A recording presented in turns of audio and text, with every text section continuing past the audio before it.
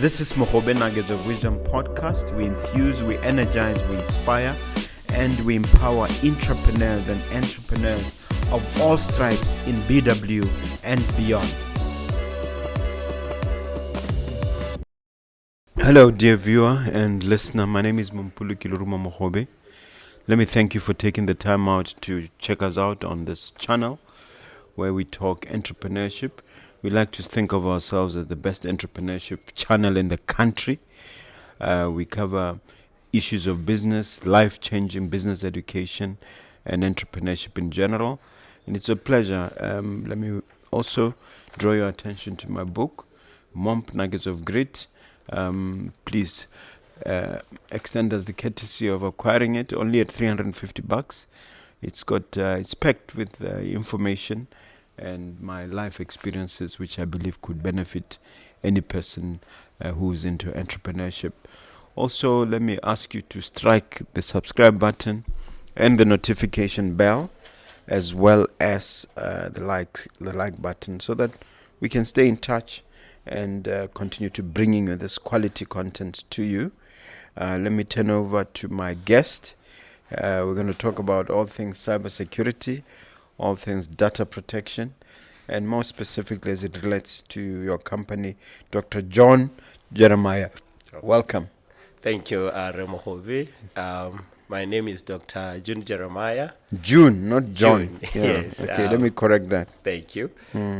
From a company called MCS Security Solutions. We are a cybersecurity consulting firm established 2019 in Botswana. And we focus more in services for cybersecurities.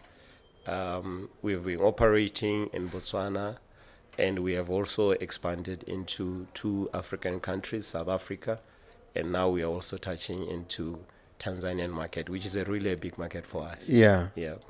And incidentally, you're in Arusha. Yes, I was in Arusha. I just arrived yesterday. I was in Arusha for ISACA conference, which they host every year. And we have about 600 delegates. I was speaking there at the summit, at the conference, in terms of cybersecurity, defense mechanisms against rising cyber threat, which is going to be our discussion for today. Absolutely. Yes. Where did it all start? Let's go back to maybe tertiary, a little bit of background. This started 2007. I left Botswana to Malaysia, fully government-sponsored student. I was admitted to study mechanical engineering at Multimedia University.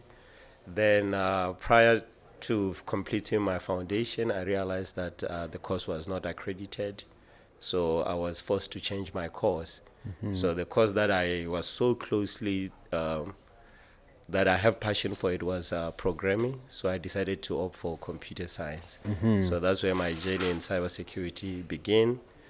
From that time, I started to jump into different areas of cybersecurity and develop myself. So I was one of the first certified cybersecurity ethical hacker from 2010 in Botswana. Ethical hacker. Yes. That seems like an oxymoron. Yeah, I'm certified ethical hackers. We are licensed to penetrate networks so that we check for the loopholes before exploited by bad hackers. So it's like a countermeasure that you are proactive to defend your environment by hacking yourself. Then you fix the loophole before the bad guys take advantage of those vulnerabilities. Yes. Yeah, so that's how my journey started. Interesting journey, full of challenges, ups and downs, but it's always good in terms of learning. It's a What's your learning. connection with the Innovation and Digitization Hub? Because I know your background touches on that a bit. Yes, I was part of the Botswana Digital Innovation Hub cohort, 2002. So what I was doing, I was trying to develop my own cybersecurity threat solution that we are currently working on to fully customize it and launch it, which is a threat detection solution that it crawls the dark web. So dark web is where cyber criminals operate more, so it will check and investigate if any of your information has been leaked there. So it's a solution that we are working on. And Since 2002. yes, we got delayed in terms of funding, and we pushed more on our service offerings. So we put the project aside for a while, but now since we are getting traction, we are going to the drawing board again and try to come up with a very good solution. Yeah. What actually, if you look back, attracted you to cybersecurity? I was hacked before. I remember in my university lives, I used to download a lot of games to play games to pass time because we were overseas. So sometimes we get homesick. So I used to pass my time sometimes doing my work or sometimes playing games. So I was downloading a game. Then all of a sudden my computer just went blue and started to show signs like game over. So I was like, what's going on with my computer? So I went to do my research on the internet, because back then we were getting now exposed to the internet. So I went to do my research. Then I realized, I was really hacked by a virus, a malware. A malware is just a short form for a malicious software. So that's where now it evoked my emotion to say, if these guys, they can do this, that means there should be protection against such activities on the internet. So that's when my journey began, and here I am now. Yeah. Yes. So this is one case where we thank the bad guys for pushing you into this industry. Yes, I think it's we consider cybersecurity as a rat and mouse game, because these guys, with every new technology that is evolving, they use it to their advantage. So it's like new technologies enhancing also their attack mechanisms. So for us as cybersecurity researchers, we need to be on our toes to make sure that we combat against new tactics that they're bringing on a daily basis. Like now they're even using AI to automate some of their attacks, which is really difficult for cybersecurity researchers to keep pace, because they're always ahead of us. Yeah. Tell me about the company MCS Security Solutions. Does MCS mean anything in particular? MCS is derived from our first company, which is Method Consulting Services, which I established 2010 when I was still in university. It was more into IT consulting, development of softwares, and so on.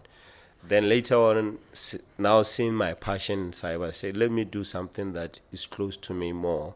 So now we now established MCS Security Solutions, which is more into cybersecurity offerings and digital forensics, data recovery, as well as training and awareness programs for cybersecurity. And which area in particular are you getting the most traction? We are getting more traction in incident response, of which is one of my good areas, and I've even got an award in incident response and cybercrime management from South Africa. Is it one of these big ones here? Yeah, one of this one. So it's an area where we respond to cyber attacks. Then we help organizations to restore their infrastructures from that downtime because of cyber attack.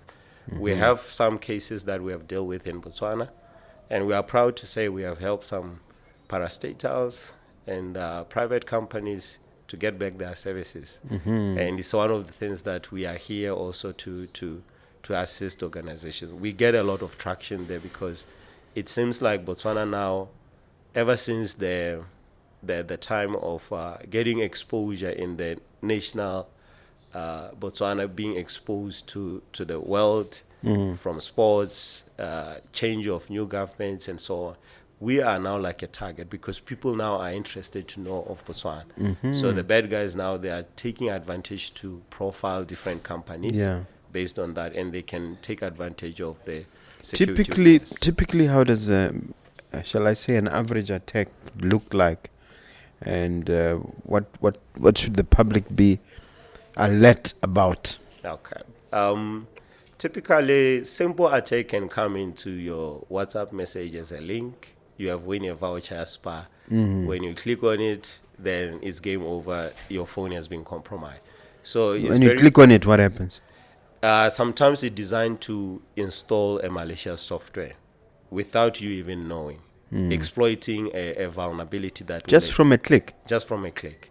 So it can be that tricky. And sometimes you can see it maybe appearing from legitimate senders, maybe your bank, maybe your colleague, and so on. So I've been getting a lot of people sending, mostly from Bangladesh, yeah, sending me messages to say they can grow my my viewership on YouTube yeah, 10x, 100x. more.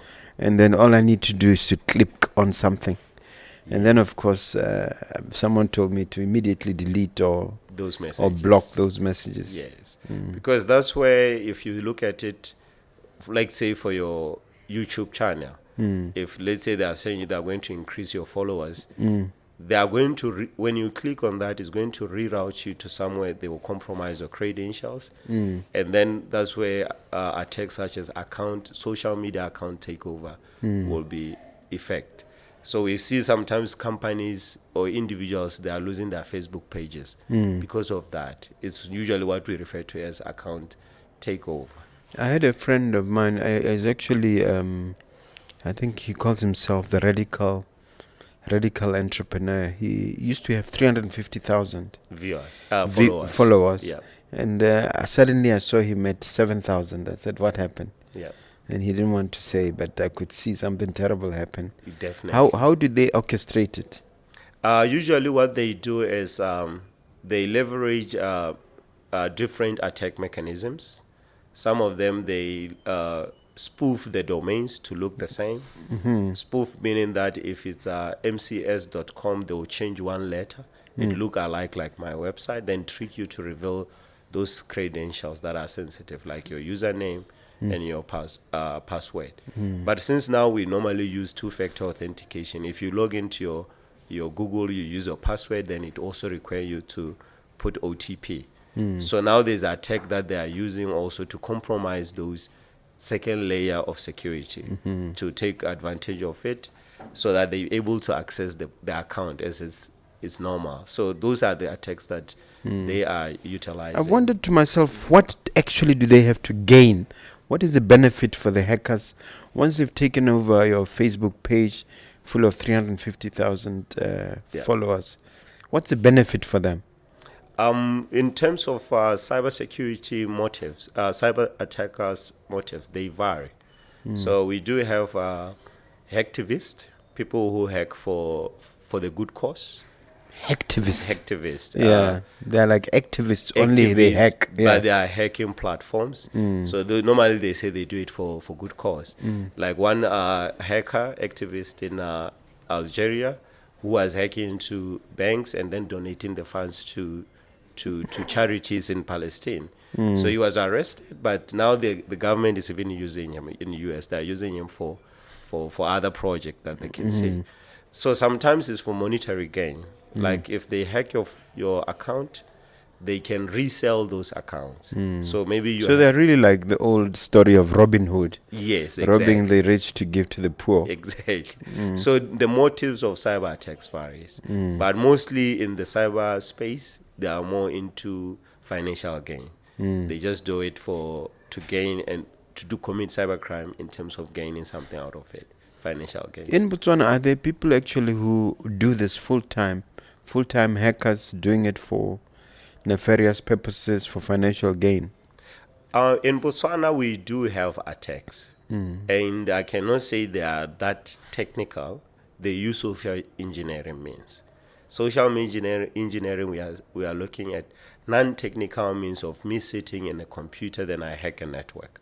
So we are looking at things like phishing. Sometimes you remember you can receive a call from Orange, someone impersonating from Orange, saying I've won something. You've won something, then they to ask get you my to money, pay, I have to disclose my bank details. Exactly.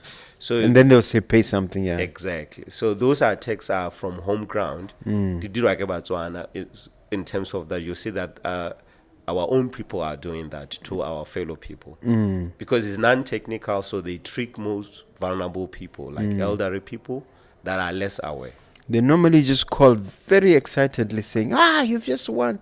Your number is such and such. Yes. Only this, the latest on me, it's about 2 months ago, they said they have there's someone was calling saying I've won, but they are with someone at FNB. Yes. So I should talk to this FNB person to process. And obviously I knew already. What was going on. Yeah. So it's common. We do have attacks from home ground. One of it also was the Ecoplexer. Is one of the scams that exist. Because those people that are committing these scams, they are already considered as a threat. They are attackers. Some people may not know what Ecoplaster is. Can you please just remind us?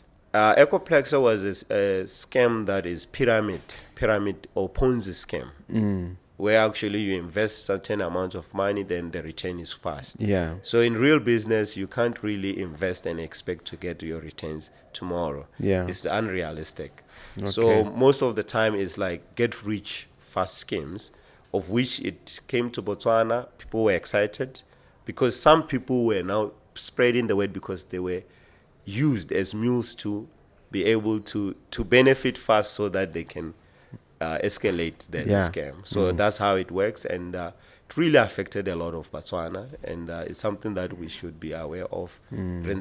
As most of the time when we are on the internet. The oldest rule is if it sounds too good to be true, it Just must avoid be. it. Yeah, it Yes. must be too good. Yeah. All right. I can't help wondering about your PhD, sir. What is it on? Where did you acquire it from? I do have PhD in cyber defense, Dakota State University, which I did online. It was online-based PhD, but I have to go to US 4 times.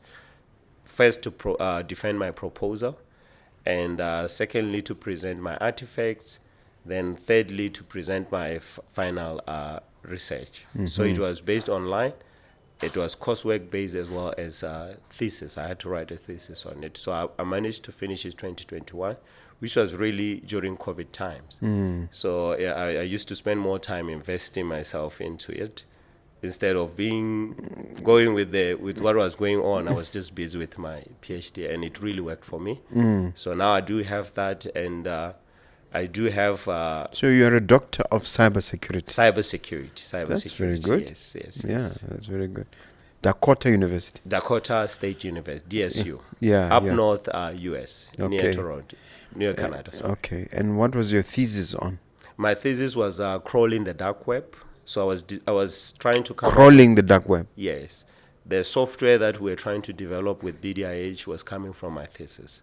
So it's like we develop a prototype that if you put maybe your company domain, it will give you all information on where your data is exposed. So that's what I was working on, is the artifact that I was trying to pull just to understand how the dark web works and operates. Yeah. It was quite challenging, the PhD, was it?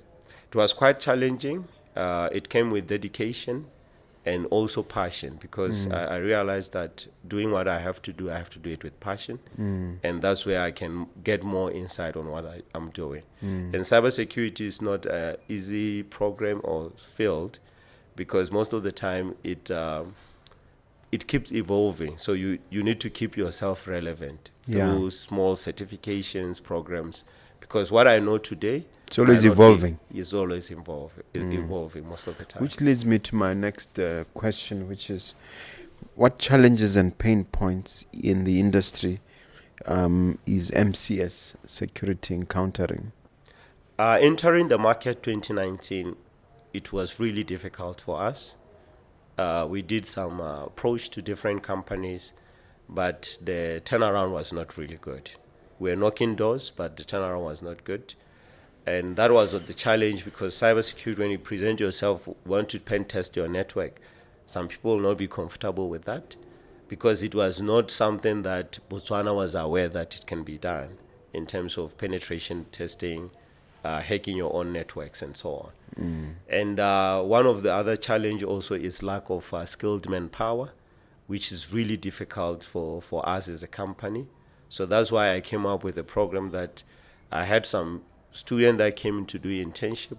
Then I developed UB. them, UB and Boots University. Then I developed them, then I retained them. Because now that's the only way I can build the capacity that we need as a company. So we do have a shortage of skilled cybersecurity professionals in Botswana.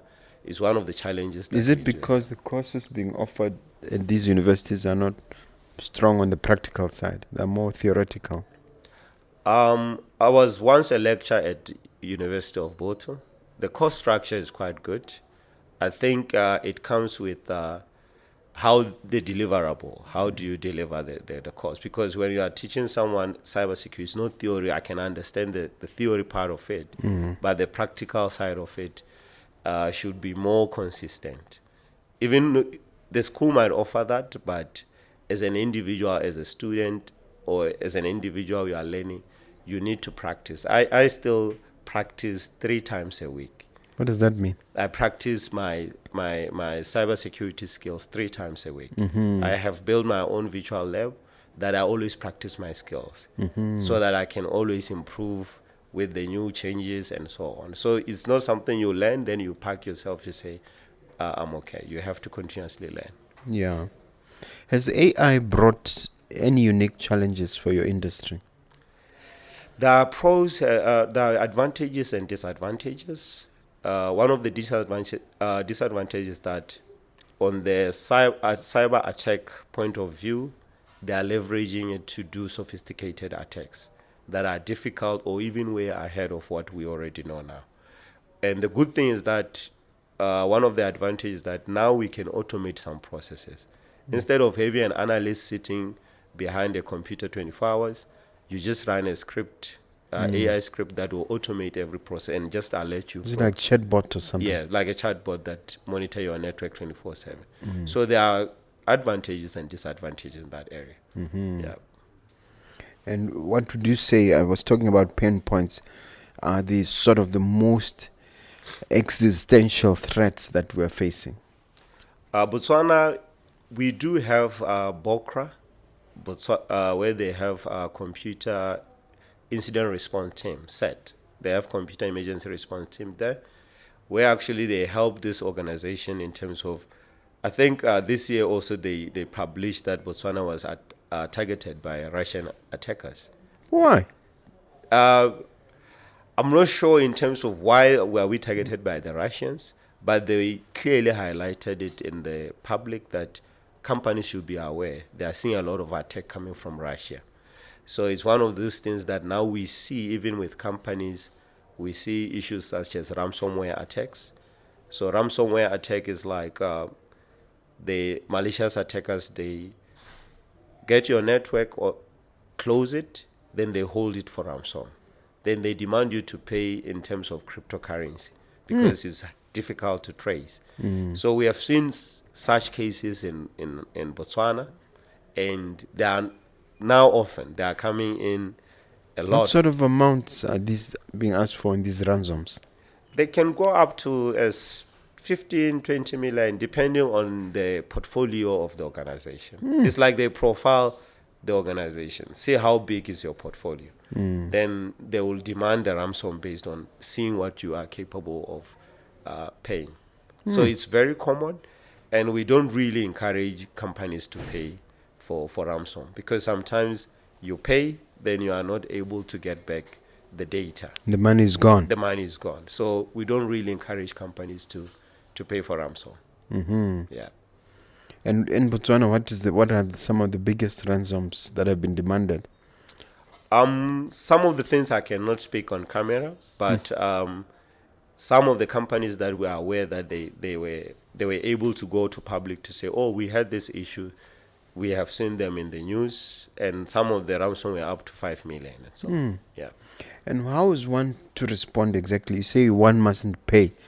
If you get an attack, how are you supposed to respond? Responding to ransomware is difficult because they use encryption keys, like those encryption keys that are used in the military to hide confidential data. So it's like they have the key to the data. So that means you cannot access that data without that key. So to respond to it, the best way is to have good backups of your data. So you need to back up your data so that if such cases occur, you have a fallback plan. where you can restore your environment from your disaster recovery environment and so on. Backup in the cloud, you mean? Or where do you back up? Backup, you can back up in the cloud. You can back up offline, where you back up using physical storage. But that's where the challenge comes, because backup is very expensive. Storage is very expensive for companies. So cloud is the best. Cloud is good because most of the time you don't do much of the heavy lifting. Thinking of the security point of view, let's say I'm backing up my data with AWS, which is Amazon. I don't need to worry about security. Amazon is doing all the heavy lifting for me. So we will encourage companies to consider doing hybrid. Have some data on the cloud and have some data on the physical media storages. Yeah. Yeah. So a company receives a phone call, they've been hacked, and ransom has been demanded. At what point do they call in somebody like you to come and deal with that situation? It first comes with a good incident management response plan. So companies should have good incident management response plan and follow chain of custody. Because once you are dealing with cyber attack, it's already cybercrime. So you need to follow the chain of custody to maintain integrity of evidence. Because when you respond to the incident, you need to collect artifacts of what really inspired for this attack to occur, and also not to contaminate that evidence because it can be used in court. So you need to follow chain of custody, how you involve the law enforcement and so on. So most of the companies, when they get into those situations, they don't know how to respond. They end up contaminating everything because of the panic. So they need to have an incident response plan and follow the right chain of custody of events in a step-by-step. What are we doing? What are we doing? And so on. Yeah, I'm asking, at what point do we involve you then? You involve us from the word go. Once you have the incident, we do have our incident response team that we are always open to assist customers when they have cyber attack. So once you see that you have an attack, we are open to assist immediately, to respond, yes. Let's talk a bit about the Africa threat landscape.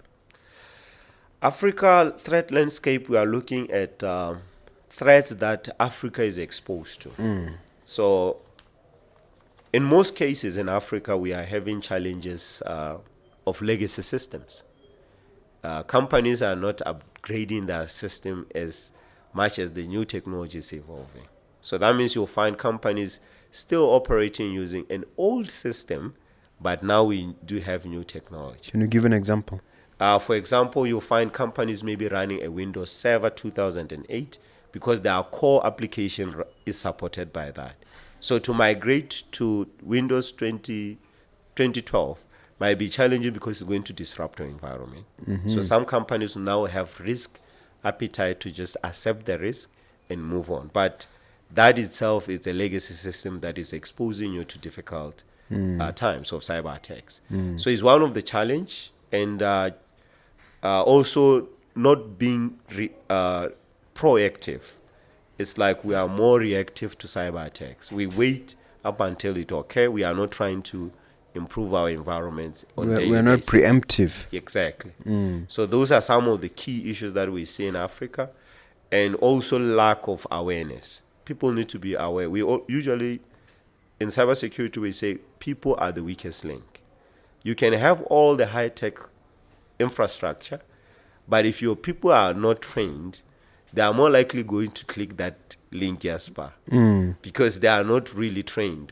So they need to be able to identify this can be a threat, this is not. So you need to train your employees on regular basis. And sometimes the invitation to click comes so innocently. Sometimes disguised as coming from someone you know. Exactly. That's what we call spear phishing. It targets you coming from a legitimate sender. Can be your colleague and can be your trusted bank and so on. We have seen this now being used in AI, like one bank in Dubai. They faked to have CFO in the meeting using AI, the face, the voice, using Teams. So this guy logged a call to the other people, then they use the CFO image and photo to instruct And payments. it sounded very original. It was so original and authentic that you can't even distinguish this is fake, this And is a not lot of fake. money was lost. A lot of money was lost. So you can see the risk there in terms of trusting easily on the internet. It imposes a risk. So your people. So it seems like CEOs and founders are under attack 24/7. Theoretically, it can happen anytime. It can happen anytime. It's now it's no longer a matter whether a business will be compromised. It's just a matter of when and how much is the damage. Because as long as you have a application that is facing the internet, you are at risk. Could be your website, because that website is facing the public. Anyone can scan it and be able to get more information on an internal network. Yeah. So as long as you are on the internet, you're already facing a risk of being attacked. Yeah. In the last couple of years in South Africa, typically people were physically forced to, like for instance, there'd be an attack and someone would be removed, placed in a boot, taken into the bush, and then they'd be asked to disclose their details in terms of passwords and so on. Yeah. And money will be withdrawn. Is there anything from a cyber security or data protection perspective that founders and CEOs can do to protect themselves against such a situation when it arises? First of all is to try to ensure that all your applications, you are using two-factor authentication. So if you are accessing this, it needs another authentication measure. Maybe I'm accessing my laptop, it will need me to authenticate it using a phone. Multi-factor authentication. Sometimes we even have three-factor authentication that a lot of banks use. When the amounts reach a certain level. So those are some of the things that need to be incorporated. But as one of the other things that also need to be considered, it's how much of the data you have in the devices that you have in terms of data protection.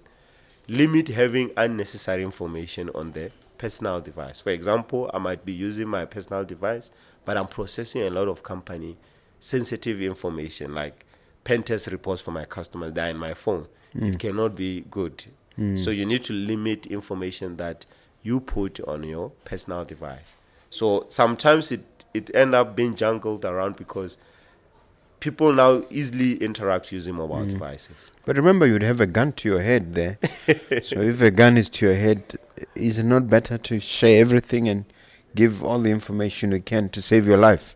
Usually there's no choice in such situations. You'll have to reveal information. And we have seen such also in Botswana where people are getting attacked. They stay at the home with you, take the card to the ATM and withdraw the funds. I think it's one of the things that we see also here in Botswana. They get to the daily limit and keep you there Yes. somewhere maybe for 2 weeks until they withdraw everything. Yeah, but banks should have a way of saying this is suspicious. detect. This is suspicious. Same amount being withdrawn, maximum. Yes. And we haven't heard from this guy. Exactly. There should be. Do banks have those systems? Yes, banks usually have end user behavior analytics, where actually can detect fraudulent transactions. Yeah. So banks should usually have those systems in place to detect this transaction is repetitive and same time or maybe certain time of the day. So they have to flag those transactions. Yes. Or maybe even block my card. Like when I was in Korea 29th March, I didn't inform my bank I'm traveling. So I used the card several times, but the third time when I was trying to use my card, and the good thing was like I will always say, let me pay first before I get the service.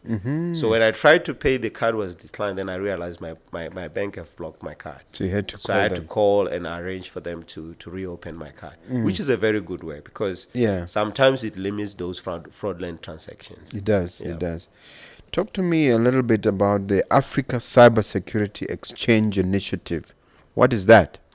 Africa Cybersecurity Exchange, it's initiative from MCS Security Solutions, where actually we are launching a launching it through a summit.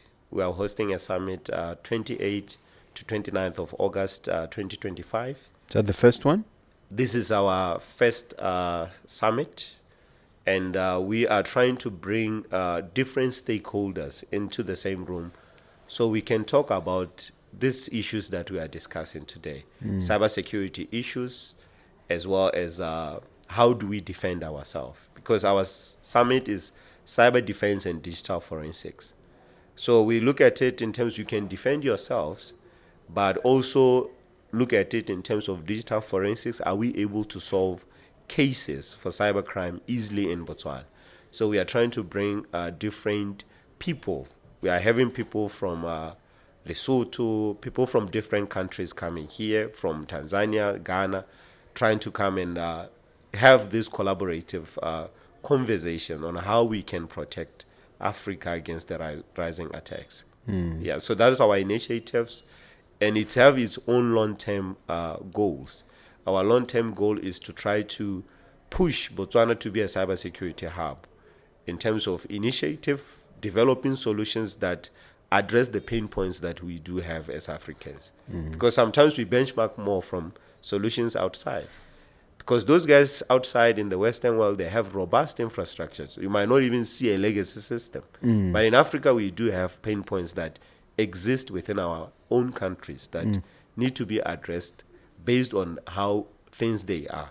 So we are trying to have that, to push that initiative, to build a cybersecurity hub for innovation of cybersecurity solutions, training and development of skill, to share knowledge. Someone from South Africa can come and share their knowledge with others here based on the landscape in South Africa. Someone from Malawi can do the same. So that itself, it will position Botswana to be a hub. For example, Singapore has positioned itself to be a hub of cybersecurity in Southeast Asia market. And you can see a lot of diversification in economy as well. It benefits the Singapore. It's a vibrant economy. It's a vibrant economy, yes. First world. First world, yeah. Now, just on that point, I forgot to ask you what paper you were presenting in Arusha. Maybe it's something we can learn something from. In Arusha, I was at ISACA 2025 Tanzania chapter. What is that? ISACA is an institute that offers cybersecurity courses. They are worldwide recognized. Even in Botswana, we have ISACA Gaborone chapter. South Africa, we have their own. They go. Stands for what? ISACA is for information security. I can't really. Yeah. Yes. Information security. ISACA. Yeah, ISACA. Okay. So it's like a group of cybersecurity professionals come into the same room to discuss issues of cybersecurity. So when I was in Arusha, we were looking at cyber defense and attack mechanisms. So my presentation was more on demonstrations. I will do the demonstration, then I'll also give you insights on how to defend yourself against such attack, which was a very good platform for MCS, for me also, as an individual also, because we had about 600 delegates learning from different individuals, sharing knowledge. So it was really good platform in terms of sharing insights on cyber attacks as well as the defense mechanism. So my speak was only on that. My theme was on that. Attack mechanisms and the defense mechanisms. Okay. Yeah. All right. Any groundbreaking news from that presentation? Well, we have pushed forward in terms of meeting the right stakeholders. Since now we do have a branch in Tanzania, we think we will have a good traction in the based market. in? We are based in Dar es Salaam at City Center. At City Center, Masaki. So you go there like every other month? Now I'll have to travel often back and forth there. Yeah. Yes, because it's an economy that is trying to be digitalized. So there's so many opportunities in terms of cybersecurity. And it's also at the infant stage. So it will be a good for us to be first movers into that industry. Meaning Botswana is ahead of them. They are very ahead. Botswana is very ahead. That's hard to believe. Yeah. Yeah, it's good for the country. Yeah. It's very good. Yes. Yeah. All right. Time for you to grab that trumpet and blow it a little bit. Talk about your successes, your triumphs, your achievements. Um, my successes. First of all, it comes with my team. I can't really be able to achieve what I've achieved without the team that I'm working with. They are pushing the organization to where we want to in terms of the direction. So it's one of the key things that I look at. Building a core foundation comes with the people that you are working with. So if I'm a leader for them to direct them, they should be able to solve problems at comfort, to come up with different solutions, be innovative, be creative. So that's where we see the success, where actually people are independent, they're able to deliver the services they're supposed to do without being monitored full 24/7 by the lead. And in terms of business, MCS is really growing in terms of traction. We are seeing a lot of projects. Like now in South Africa, we are working with a big company that manufacture satellite components. So there's every satellite that is on orbit, they're manufacturing the components. So we can see the traction in terms of the markets that we are going in. And in terms of challenges, Before you talk about challenges, let's stick to triumphs. Yeah. I see some awards here. Take us through them. I do have one award here from the ISACA. I just got last Friday. Oh, So it was congratulations. just for appreciation for speaking at the conference. And I do have 2 awards from Young CISO Africa. So Young CISO stands for Young Chief Information Security Officer in Africa. So it's designed to pick cybersecurity leaders in Africa in different key capability areas. So I participated this in 2021, and I was able to get recognized for Best Excellency Award in Cybersecurity Incident Response and Cybercrime Management, of which was really good for us as a company, as a individual, to be in that space. Congratulations. Thank you, sir. I'm very, Thank you. I'm suitably impressed by that. Yes. All right. You want to talk about challenges. I want you to talk about setbacks and turnaround strategies. Maybe you can tie those up. Setbacks is that in our operation is that adoption of what we were doing before was not really good in terms of building the business in such sensitive space. It was not really easy for us, but it come also with integrity and transparency that we are setting up as an individual, as company. So we have tried to push ourselves also to look into the market, what the market require, in terms of what certification that we can have that can also prove our integrity as a company. Like now as a company, we are working towards to renew our information security management system so that we are certified ISO 27001 company. Just as for quality, you have quality ISO 9001, we are also having requirements that we need to fulfill as a company to prove that we are compliant. Also, we are doing the things in accordance. So those are some of the things that we looked into, and we look at how we can build our strategy moving forward. We need to be compliant with the regulations, as well as also... Do you need to be accredited in a sense? For now, with the new cybersecurity bill for Botswana, all the private individuals that are offering cybersecurity, we are supposed to be accredited with them. We are supposed to be accredited, have a license to operate in this space, of which if you look at countries like Ghana, they're already ahead of us. So I usually go to Ghana back and forth. I consult there. So they have Cybersecurity Authority Ghana. So if I want to set up a company in Ghana, I'm supposed to be accredited, to be licensed to operate in that space. In Tanzania, they do the same thing. You have to be licensed with the Tanzania Communication Regulation Authority. So it's one of the key things that we are looking to be strategic and be way of time. So when the bill is effective, we are fully compliant as a company. Okay. Well, there's data protection. The Act came into being on the around, I think, mid January this year.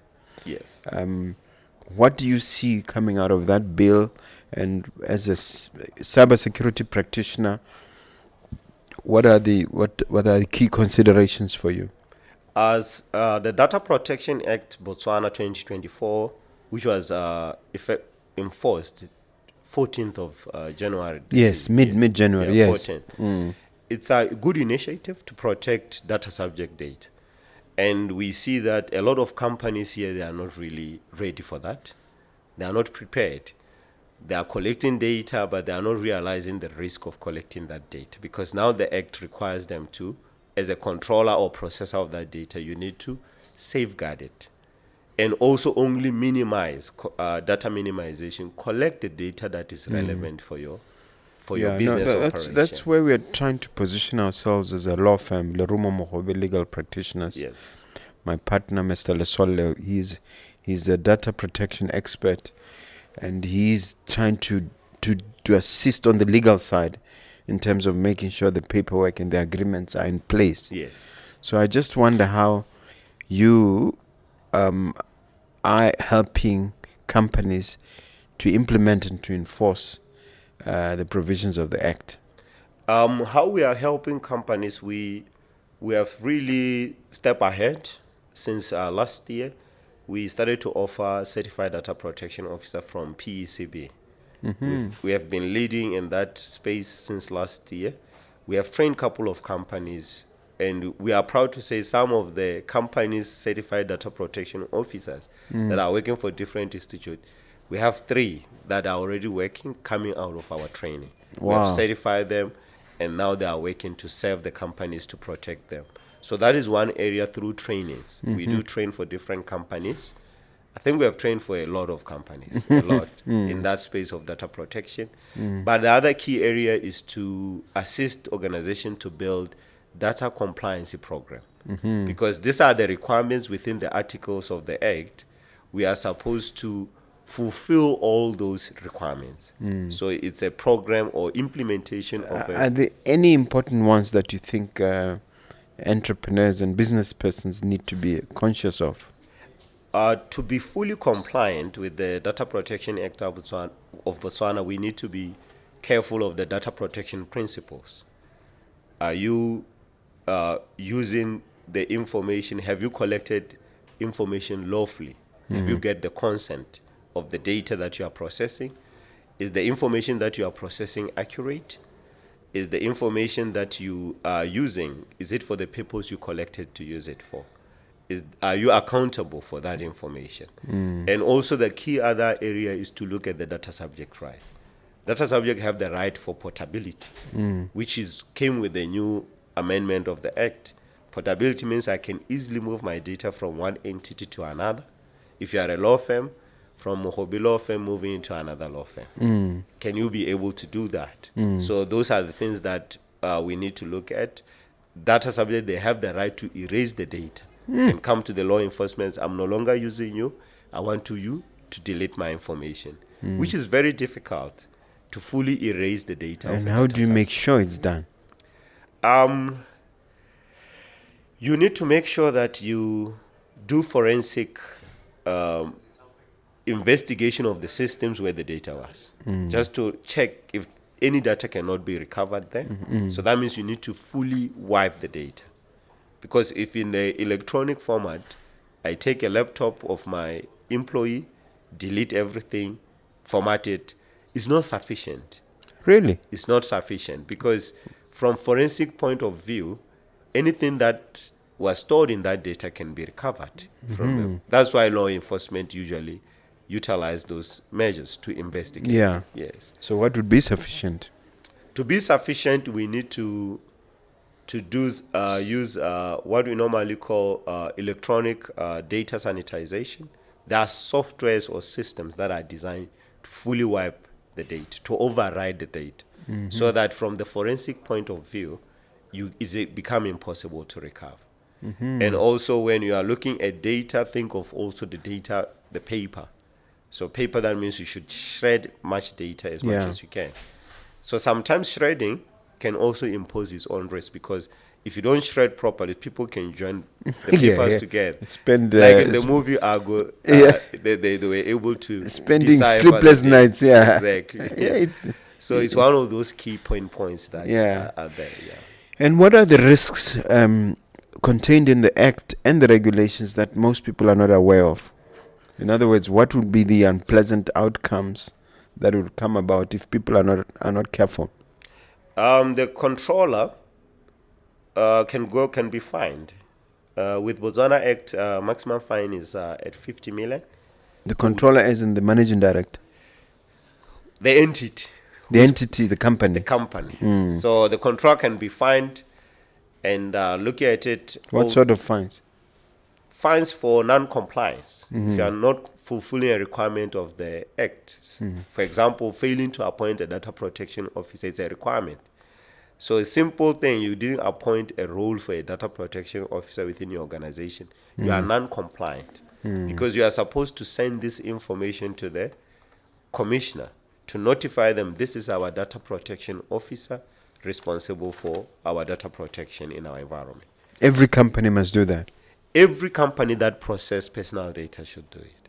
Must do it. Must appoint. But every company does that. Every company interacts with the public. with data, with the data. Yeah. Yeah. So we need And the fine could be as much as? 50 million. The maximum fine is at 50, minimum is at 10 million pool. So and also there are those additional fines that For instance, just failing to appoint a data protection you officer can get a fine, because the requirement from the can get a fine of how much? 50 million maximum, because it's a failure to comply with the requirement. So of anything between 10 and 50. 10 and 50, you can be That fined. can put people out of business. Exactly. In Kenya, they are really strict with it, with the Data Protection Act. I think in Botswana, enforcement, since now it's already enforced, companies should be on their toes. Yeah. Because the commissioner can knock in any time, because it's the provision within the act. What else? What else are the easy things that are easy to do that most people are not aware of, that they are not doing? For example, if you do have a website, you should always have a privacy notice. Just to inform the data subject, how is your processing of data like? Which data are you collecting? How are you storing? Are you transferring to any third party? Where do you put that privacy notice? At the footer of your website. So your website should have a privacy policy, because it shows also, and also it highlights your processing activities as a controller. And the other thing also, never forget to have consent form Signed. to sign to show that the permission that I've granted you to process my data. So those are some of the key things that people tend to forget, but they are easy to maintain. Yeah. Yeah. In this program, we like to emphasize the issue of resilience. That's why I've written a book called Grit. So, can you share a story in your life and in your experience, Dr. Jeremiah, where you had to display resilience, grit, and in terms of a turnaround strategy, what you went through, and just share for the benefit of the viewer. They can learn from your experience. Okay. Thank you so much for that, Ramaho. First of all, 2019 we established MCS. I was still based abroad, working abroad. Then Abroad where? I was in Dubai, so I was still there in Dubai. So what I realized when I was there, we're now starting to get some communications for big companies wanting us to offer service. Some of the trainings I had to facilitate them online, because I was still going through personal matters. Then I decided to just facilitate the trainings online. Then I could see that at least now we are having someone recognizing us. So then fast forward, I came back to Botswana during COVID. That was 2021 December. I came to Botswana. So coming back to Botswana, there was nothing. I mean, literally, I didn't have. I was using the virtual open space by Regas, the I Tower. Yes, our Yes, neighbor this side. yes. So I was using that as my office, the virtual office. So I didn't have any physical office. But in the space that I operate in, you need to showcase what you are doing to people to build trust. Then I went deep into my pockets, did analysis of the environment. Then I decided to take whatever that I have. Then I look at the office space that I can afford. So that's where we managed to get an office by Fairgrounds Mall. It was just open space. That's where you still are. That's where we still are, but we are going to branch into more as we grow. So in terms of that, what I want to put is that instead of getting someone to do the partition for the office, I personally did it with my brother. I hope one of you has the skills. He has have the skills. The office is really Your brother is a carpenter. He's a carpenter. So that's where I said, you know what? If I have to build something in my life, I have to do it with my own hands. So that's why I take accountability of it and build it, leveraging the environments that I was working in when I was in Dubai. I benchmarked the idea. Then I tried to build something similar to that.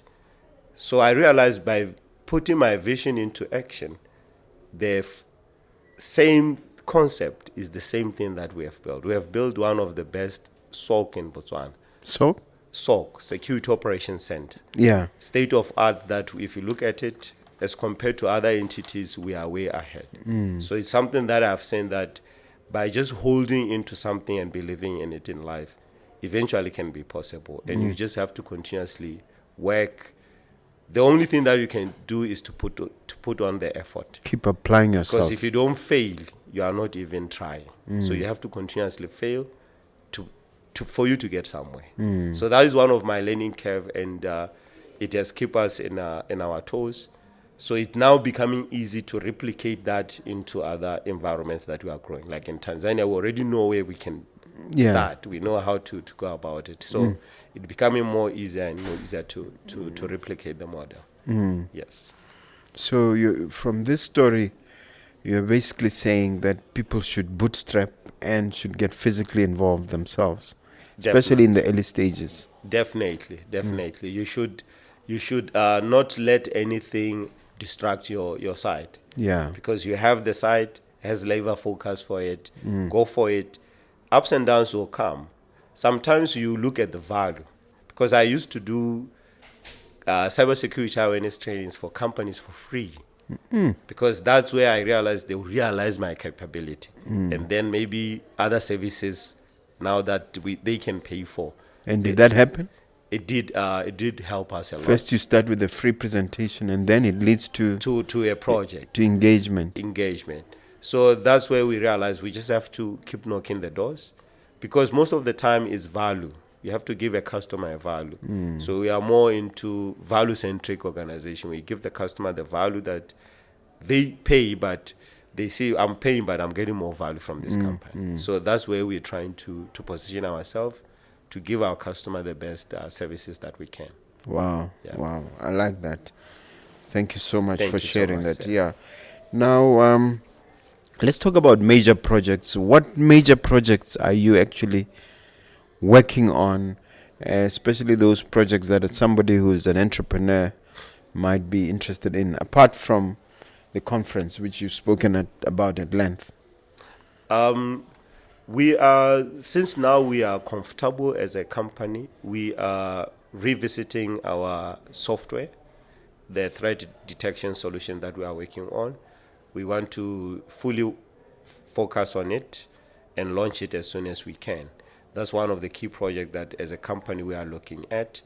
And also we are looking at these other branches that we are streaming up to also try to get or absorb more customers as we can. So that means we are able to showcase what we are able to do in those different markets with comfort of having something. We have backup back home here.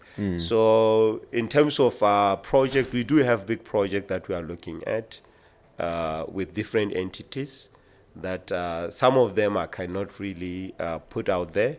but we do have good thing coming in terms of our service offerings. We are getting well recognized for that. So we are having companies coming on board. For instance, I traveled to Korea to build more capacity on digital forensics, of which we are now having good partnership there. So it's one of the key areas that we are looking at to assist also even law enforcement, government offices such as revenue offices, to build our own digital forensics labs. Because, for example, as a BRS, for example, is a revenue office center, you need to investigate some cases. So we are trying to replicate what other companies like SARS South Africa they are doing. They have their own digital forensic. And you're assisting in that effort. We did 1 or 2 consultation with them. Yeah. So it's some of the things that you look at in terms of if a company is building their own capacity, we need to come in and assist. Yes. Yes. Yeah. Very exciting stuff. All right. Now the crystal ball issue. But before maybe I talk about the crystal ball issue, you've dealt with young entrepreneurs and budding entrepreneurs, and you've seen a lot of them fail along the line. What do you think is the reason for a somewhat high failure rate for startups and for SMMEs, as others call them, in Botswana? Being in an innovation hub environment, there's a lot of innovators there, and some companies succeed, some they don't. And those that they don't succeed, mostly, I'll put it this way: if you don't really understand the business that you are in, it's very difficult for you to be able to shine out there and grow. So you need to at least have an understanding of your business. Exactly are you doing? Who is your customer? How are you going to enter that market? And what value are you going to give to those customers? So most of the time we do have wild dreams. I can innovate this. Yes. Wild dreams. Yes. Where you say, okay, I can innovate this. Yes, you have the capability to innovate it. But have you studied the market to see how the market is trending? Where is it going? Because sometimes it can only work for a particular period. For example, I may come up with a solution during COVID that only solves COVID issue. Can I sustain it for the next 10 years? So you should always think of sustainability of the business as it goes. Can I sustain my business in the next 10 years? Where will I be in the next 5 years? So those are the questions that as you are starting up, you should ask yourself and see how you are going to position yourself in the environment to fuse in and grow in the market. Yeah. Yeah. So that's one of the issue. And some of the startups in Botswana, we tend to lack financial literacy. It's company money is company money. It's never supposed to be your money. You are supposed to make sure that you reinvest in your business for it to grow. If you have already got an opportunity to get funding, the best you can do is to reinvest that in your business for it to flourish and grow.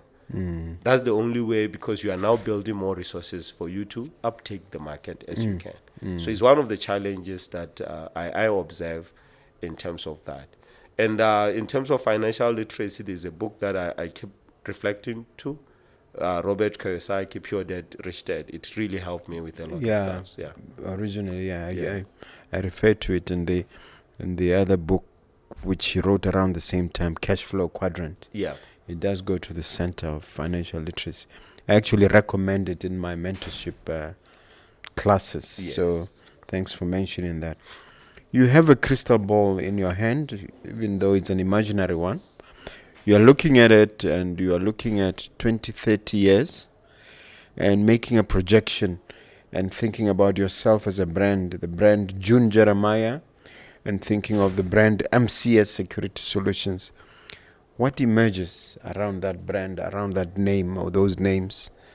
Can you look into the future and tell us 2-3 decades down the line? Yeah, thank you for that. This will take me back to when I went to US for Mandela Washington Fellowship Program. I was very fortunate to be one of the young African leaders to represent Africa. That's I was good. at Austin, Texas business school. So I got to interact with... When was this? This was 2022. So I got to interact with a good professor. His name was John Doggett. So John Doggett, prior us coming back to Botswana, he went so hard on us. The first thing that he did, he asked us to write our own life, as if like our own obituary. What will you be remembered of as a person? What are you going to do? Your own life. So that's when I sat down and start to think of life in a bigger picture. So looking at that, then I realized as June Jeremiah, I need to be a person that is going to be recognized as a cybersecurity leader, and also someone who is going to be have impact on other people. And the impact that I can see is through utilizing the knowledge that I have, impact other people, learn them, and create future for themselves. Because for now, if you look at it, in Botswana, we do have high employment rate. But cybersecurity is a very interesting field because we do have about 3.5 job openings globally. So there's a demand for cybersecurity specialists. 3.5 million? Million. No. Open jobs that are there. And the good thing is that some of these jobs can be done remotely. You don't need to be physically there. So that's where I realized I need to have more impact on the people that they are in my community. Train them, offer them, support them. I have some people that I've trained, and one of them is even working in F&B. I train them for free, develop their skills, and certify them for free. Yeah. So it's one of those things that I see that... And then they become highly sought after. They become highly marketable. They become highly marketable. They are relevant to the market, and also they are able to contribute. So because After what, about 6 months training or something? Our programs, sometimes some of them is 5 days, but this is like mentorship I continuously do for them throughout, to support them with their career advice, to support them with what they need to do next, where they want to venture, because cybersecurity is broad. You can't just master. There's compliance, there's forensics, there's this. So you need to at least have guidance of where you are going. So that's one of the impact that I see myself in the next 8 years. I will have developed the talent in Africa, not only in Botswana. That's one of my key areas that I'm looking at. With Africa CyberX, I believe is going to lead us there. We are going to be able to achieve what we are foreseeing in the future. It's wonderful. Yeah. It's wonderful. So it might even be an academy at some point. At some point, that's where it will go. Even if it's a virtual one. Yeah, virtual or in person, still okay. We'll have... we'll develop a cybersecurity range where we'll build our own labs where you can easily, anyone who is in our program, they can easily hack into that. But we'll set it into a secure environment that is hard to attack. Yes. So that means from the counterpart as a student, you are learning to develop your skills even more. Wow. To build those cyber range. Yeah. That's exciting. May that vision come to reality, sir. Yeah, it will be a great one. It's a beautiful one. Yes, Beautiful. yeah. Time for you to ask me a question. You've been an entrepreneur for years now. Yes. And I would really like to learn more on the insight of you. How did you able to overcome those challenges as they arise? What was it like, and what kept you moving forward to where you are now? We as a serial entrepreneur, and was there any fear of doing some certain things? Yes. All right. Obviously, that's not something I can share in a short space of time. Yeah. But I think there was a lot of grace Yeah. in terms of going back. Luckily, being fourth generation Seventh-day Adventist, there was a lot of religion that was, by that I mean spiritual education that I came into contact with. That really helped, because it started with me staying with my mom, who was a very active person in church, and then my grandfather, who was a pastor of the Seventh-day Adventist Church, and then the Morageng environment that also helped. But if I go into greater detail, you won't enjoy the book. So since you've already signed, Yeah. I've signed the book for you. Thank you. I think I should just say, read the book, and after you've read it, now you come and have a conversation. Thank you Because so much. there were some exciting ups and downs. It was a roller coaster ride over a period of decades. So you're going to enjoy it. Thank you so much. All right. Yeah. Dr. Jeremiah, that camera is yours there. You are looking at somebody who's been touched by some of the things you've shared, and we're giving them one final uplifting, inspirational message as we wrap up our conversation. Go ahead. Thank you so much, Mogobe. To all the viewers of the podcast, it's good to have you there. And as much as you start your career, your entrepreneur journey, you have to keep your head above waters, because things can be ugly, can be difficult to understand, but with persistence, like a water, because water takes any form, so you have to be like water, take any form with the situation, embrace the journey, and you are able to reach up to your higher levels. And always keep God first. God is the one who always keeps us where we are. Thank you. All right. Just share with them all your contact details, where they can go for all kinds of services that you offer. Go ahead, sir. You can visit us on our website, www.mcscybersecurity.com. You can reach us on our telephone number, +267 73410300. That is on WhatsApp also. You can also reach us on our email, info@mcscybersecurity.com or admin@mcscybersecurity.com. You can visit our office here in Botswana at Fairgrounds Mall, Unit F15. You can visit us in South Africa at Rivonia, Unit 615. And also you can visit us in Tanzania in Masaki area. So those are some of the contacts that you can reach us to. Excellent. It remains for me, Dr. Jeremiah, to thank you so much for this conversation, for opening up and sharing so generously, for taking the time out of your busy schedule, and you, the viewer, for also doing the same in terms of giving us your attention. And please, if you haven't done so already, strike that subscribe button. Don't forget to hit that notification bell, as well as give us a couple of likes, so that we can continue bringing entrepreneurs of this caliber to inspire you, to enthuse you, to empower you, and that sort of thing, which is what we are about. Thank you so much for coming, sir. It's been a great conversation. Thank you. Thank you so much, Gallo. Thank you. Cheers. Bye.